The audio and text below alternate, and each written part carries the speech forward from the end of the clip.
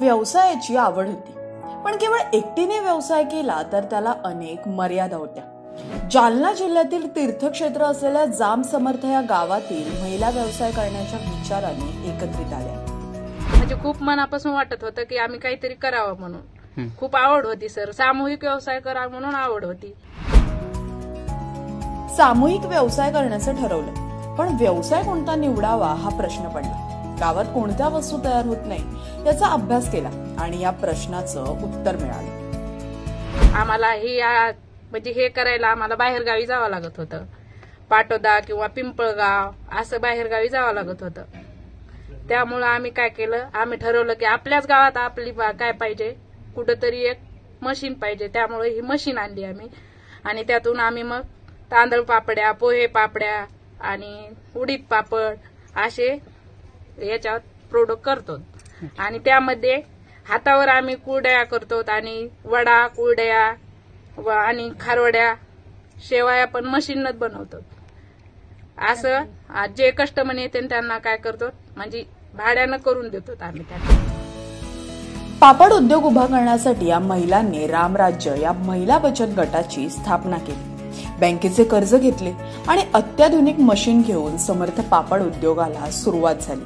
उंबरठा न ओलांडणाऱ्या महिला आज सक्षमपणे पापड व्यवसाय सांभाळत आहेत. त्यांनी तयार केलेल्या विविध खाद्यपदार्थांना चांगलीच मागणी होते.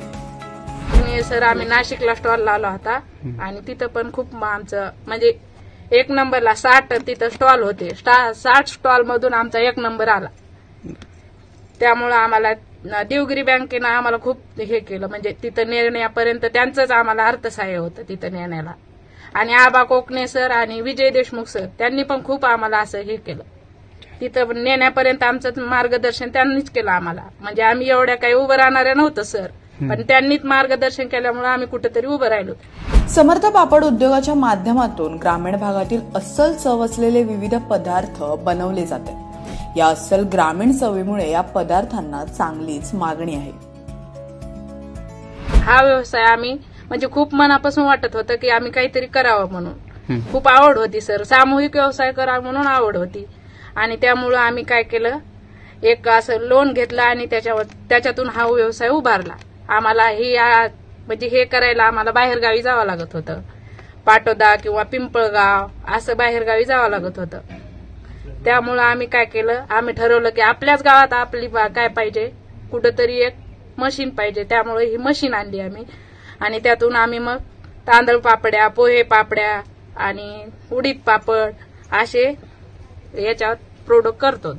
आणि त्यामध्ये हातावर आम्ही कुरड्या करतो आणि वडा, कुरड्या आणि खारवड्या, शेवया पण मशीनच बनवतो.